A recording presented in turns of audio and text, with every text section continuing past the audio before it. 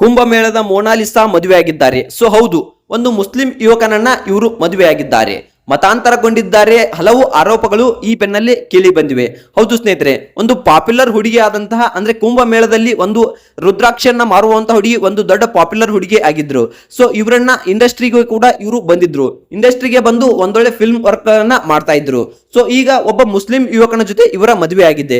So love ಜಿಹಾದ್ ಹಲವು ಆರೋಪಗಳು ಕೇಳಿ ಬರ್ತಾ ಇವೆ. ಅದಕ್ಕೆ ಅವರು ಕೊಟ್ಟ ಪ್ರತ್ಯುತ್ತರ ಏನಪ್ಪಾ ಅಂತಂದ್ರೆ, ಖಂಡಿತವಾಗಿಯೂ ನಾನು ಅವರನ್ನ ಪ್ರೀತಿಸೇ ಮದುವೆ ಆಗಿದ್ದೇನೆ. ಸೊ ನಮ್ಮ ಇಬ್ಬರ ನಡುವೆ ಯಾವುದೇ ಮತಾಂತರ ಇಲ್ಲ.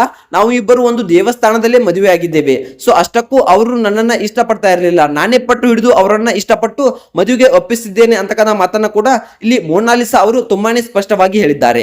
ಮತಾಂತರ ಆರೋಪಕ್ಕೆ ನವಜೋಡಿ ಉತ್ತರವನ್ನ ಕೊಟ್ಟಿದ್ದಾರೆ. ಮದುವೆ ಬಗ್ಗೆ ಮೊನಾಲಿಸಾ ಹೇಳಿದ್ದೇನಪ್ಪಾ ಅಂತ ಅಂದ್ರೆ, ಮೊನಾಲಿಸಾ ಅವರ ಮದುವೆ ದೇಶದಲ್ಲಿ ಭಾರಿ ಸೌಂಡ್ ಮಾಡ್ತಿದೆ. ಅದಕ್ಕೆ ಕಾರಣ ಅವರು ಮುಸ್ಲಿಂ ಸ್ನೇಹಿತನನ್ನ ಮದುವೆ ಆಗಿರೋದು. ಮನೆಯವರ ವಿರೋಧ ಹಿನ್ನೆಲೆಯಲ್ಲಿ ಚರ್ಚೆಗೆ ನಾಂದಿ ಹಾಡಿತ್ತು. ಇದೀಗ ಈ ಜೋಡಿ ತಮ್ಮ ಮದುವೆ ಬಗ್ಗೆ ಒಂದು ಮಾಧ್ಯಮದ ಮುಂದೆ ಬಂದು ಸ್ಪಷ್ಟನೆಯನ್ನ ನೀಡಿದ್ದಾರೆ. ಸೊ ಆ ಸ್ಪಷ್ಟನೆ ಯಾವುದು ಏನು ಅಪ್ಪ ಅಂತ ಅಂದ್ರೆ, ಮಹಾಕುಂಭ ಮೇಳದ ಸಮಯದಲ್ಲಿ ಫೋಟೋ ವೈರಲ್ ಆಗುವ ಮೂಲಕ ರಾತ್ರೋರಾತ್ರಿ ಸೆನ್ಸೇಷನ್ ಅನ್ನ ಸೃಷ್ಟಿಸಿದ ಮೊನಾಲಿಸಾ ಮತ್ತೆ ಸುದ್ದಿಯಲ್ಲಿ ಈಗ ಇದ್ದಾರೆ ಅಂತಕ್ಕಂಥ ಮಾತನ್ನ ನಾವು ತಿಳಿದುಕೊಳ್ಬಹುದು. ತಮ್ಮ ದೀರ್ಘಕಾಲ ಮುಸ್ಲಿಂ ಪ್ರೇಮಿ ಫರ್ಮಾನ್ ಖಾನ್ ಜೊತೆ ಕೇರಳದ ಆರ್ಮೂರು ದೇವಸ್ಥಾನದಲ್ಲಿ ಮೊನಾಲಿಸಾ ದಾಂಪತ್ಯ ಜೀವನಕ್ಕೆ ಕಾಲಿಟ್ಟಿದ್ದಾರೆ ಅಂತಕ್ಕಂಥದ್ದನ್ನ ನಾವು ಇಲ್ಲಿ ನೋಡಬಹುದು. ಹೌದು ಸ್ನೇಹಿತರೆ, ಒಟ್ಟ ಮೀಡಿಯಾದಲ್ಲಿ ಟೀಕೆಗಳಿಗೆ ಗುರಿಯಾಗ್ತಾ ಇದೆ ಇವರಿಬ್ಬರ ಮದುವೆ. ತಮ್ಮ ಮೇಲೆ ಆರೋಪಗಳಿಗೆ ಸಂಬಂಧಿಸಿದಂತೆ ನವಜೋಡಿ ಸುದ್ದಿಗೋಷ್ಠಿ ನಡೆಸಿ ಉತ್ತರ ಕೊಡುವ ಪ್ರಯತ್ನವನ್ನ ಮಾಡಿದ್ದಾರೆ. ಈ ವೇಳೆ ಅಂತಧರ್ಮೀಯ ವಿವಾಹದ ವಿಚಾರದಲ್ಲಿ ಲವ್ ಜಿಹಾದ್ ಮತ್ತು ಧಾರ್ಮಿಕ ಮತಾಂತರ ಆರೋಪಗಳನ್ನ ತಳ್ಳಿ ಹಾಕಿದ್ದಾರೆ. ಈ ಕುರಿತು ನಡೆದ ನವ ದಂಪತಿಗಳ ಮದುವೆಯ ನಂತರ ತಾವಿಬ್ಬರು ತಮ್ಮ ಜೀವನದಲ್ಲಿ ಖುಷಿಯಾಗಿದ್ದಾರೆ ಹಾಗೂ ಈ ಧಾರ್ಮಿಕ ಮತಾಂತರ ಮಾತುಗಳು ನಮಗೆ ತಟ್ಟೋದಿಲ್ಲ ಎಂದು ಒತ್ತಿ ಸ್ಪಷ್ಟನೆಯನ್ನ ಮಾಧ್ಯಮದ ಮುಂದೆ ಈ ಎರಡು ಜೋಡಿಗಳು ನೀಡಿದ್ದಾರೆ. ಮೊನಾಲಿಸಾ ಮಾತನಾಡಿ, ನಾನು ಹಿಂದೂ ಸಂಪ್ರದಾಯದಂತೆ ಮದುವೆ ಆದೆವು. ನಿಜ ಹೇಳಬೇಕು ಅಂದ್ರೆ ಅವರಿಗೆ ನನ್ನ ಮದುವೆ ಆಗಲು ಬೇಸರಿರಲಿಲ್ಲ. ನಾನೇ ಮದುವೆ ಆಗುವಂತೆ ಒತ್ತಾಯಿಸಿದೆ. ನಾನೇ ಅವರನ್ನ ಒತ್ತಾಯಿಸಿ ಮದುವೆ ಆಗಿದೆ ಅಂತಕ್ಕಂಥ ಮಾತನ್ನ ಇಲ್ಲಿ ಹೇಳಿದ್ದಾರೆ.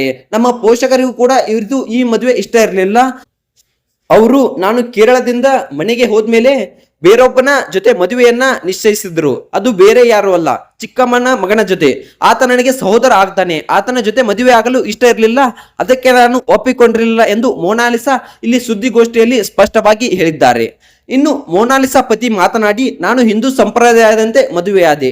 ಆದರೆ ಜನ ನನ್ನ ಮೇಲೆ ಲವ್ ಜಿಹಾದ್ ಆರೋಪ ಎಂದು ಆರೋಪಿಸ್ತಾ ಇದ್ದಾರೆ. ಅಲ್ಲದೆ ಆಕೆಯನ್ನು ಮುಸ್ಲಿಂಗೆ ಮತಾಂತರ ಮಾಡುತ್ತೇನೆ ಎಂದು ಮಾತನಾಡಿಕೊಳ್ತಾ ಇದ್ದಾರೆ. ಆದರೆ ಅದೆಲ್ಲ ಶುದ್ಧ ಸುಳ್ಳು. ನಾನು ಇವತ್ತಿಗೂ ಮುಸ್ಲಿಂ ಆಚರಣೆಗಳನ್ನ ಫಾಲೋ ಮಾಡ್ತೇನೆ. ಆದರೆ ಈಗ ಹರಿದಾಡುತ್ತಿರುವ ವದಂತಿಗಳೆಲ್ಲ ಸುಳ್ಳು. ನಾನು ಯಾವುದೇ ಧರ್ಮವನ್ನ ಬದಲಾಯಿಸಿಕೊಳ್ಳುವುದಿಲ್ಲ. ಒಬ್ಬೊಬ್ಬರ ನಂಬಿಕೆಯನ್ನ ಪರಸ್ಪರ ನಾನು ಗೌರವಿಸ್ತೇನೆ ಅಂತಕ್ಕಂಥ ಮಾತನ್ನ ಇಲ್ಲಿ ಒಂದು ಮೊನಾಲಿಸಾ ಪತಿ ಆದಂತ ಅವರು ಫರ್ಹಾನ್ ಖಾನ್ ಅವರು ಮಾತನಾಡಿದ್ದಾರೆ. ನಾನು ಎಲ್ಲಾ ಧರ್ಮಗಳನ್ನ ಸಮನಾಗಿ ಕಾಣ್ತೇನೆ. ಅದು ನನ್ನ ಧರ್ಮ ವಾಸ್ತವಿಕವಾಗಿ ತುಂಬಾ ವಿಭಿನ್ನವಾಗಿದೆ. ನಾನು ಹಿಂದೂ ಸಂಪ್ರದಾಯದಂತೆ ಮದುವೆಯಾದೆ. ಯಾಕಂದರೆ ಮೊನಾಲಿಸಾ ಅವರು ಹಿಂದೂ ಧರ್ಮದವರು. ಮೊನಾಲಿಸಾ ಏನು ಬಯಸಿದಳೋ ಅದಕ್ಕೆ ನಾನು ಒಪ್ಪಿಕೊಂಡೆ. ಅವಳು ಸೂಚಿಸಿದ ಹಾಗೆ ಎಲ್ಲವನ್ನೂ ಮಾಡಿದೆ. ಯಾಕಂದ್ರೆ ನನಗೆ ಅವಳು ಮುಖ್ಯ, ಅವಳ ಸಂತೋಷವೇ ಮುಖ್ಯ ಅಂತಕ್ಕಂಥ ಮಾತನ್ನ ಇಲ್ಲಿ ಫರ್ಹಾನ್ ಖಾನ್ ಅಂದ್ರೆ ಮೊನಾಲಿಸಾ ಪತಿ ಅವರು ಹೇಳಿದ್ದಾರೆ. ಸೊ ಈ ಒಂದು ಮದುವೆ ಮತಾಂತರ ಅಲ್ಲ ಅಂತಕ್ಕಂಥ ಮಾತನ್ನ ಇಬ್ರು ಸ್ಪಷ್ಟವಾಗಿ ಹೇಳಿದ್ದಾರೆ. ಸೊ ಈ ಒಂದು ಕೇರಳ ಸ್ಟೋರಿ ಅಂತ ಮೂವಿಗಳನ್ನ ನೋಡಿದ್ರೆ ಈ ಒಂದು ಮದುವೆಯನ್ನ ಆಗೋದು ತಪ್ಪು ಅಂತಕ್ಕಂಥದ ವಿಚಾರ ಎಲ್ಲರ ತಲೆಯಲ್ಲೂ ಬರುತ್ತೆ. ಸೊ ಈ ಒಂದು ವಿಡಿಯೋ ಬಗ್ಗೆ ನಿಮ್ಗೆ ಏನ್ ಅನ್ಸುತ್ತೆ? ಇವರಿಬ್ರು ಮತಾಂತರಗೊಳ್ತಾರ ಅಥವಾ ಒಂದು ಒಳ್ಳೆಯ ಕಾರ್ಯಗಳಿಗೆ ಮುನ್ನುಗ್ತಾರ? ಇವರಿಬ್ರು ಜೋಡಿ ಚೆನ್ನಾಗಿರುತ್ತಾ ಅಂತಕ್ಕಂಥದನ್ನ ಈ ಒಂದು ವಿಡಿಯೋಗಳೇ ಕಮೆಂಟ್ ಮಾಡಿ. ವಿಡಿಯೋ ಇಷ್ಟ ಆದ್ರೆ ಲೈಕ್ ಮಾಡಿ, ಶೇರ್ ಮಾಡಿ, ಹಾಗೆ ಸಬ್ಸ್ಕ್ರೈಬ್ ಮಾಡೋದ್ರ ಮೂಲಕ ನಮಗೆ ಸಪೋರ್ಟ್ ಮಾಡಿ. ಮತ್ತೆ ಮುಂದಿನ ವಿಡಿಯೋದಲ್ಲಿ ಸಿಗೋಣ. ಅಲ್ಲಿವರೆಗೆ ಬಾಯ್ ಬಾಯ್, ಟೇಕ್ ಕೇರ್.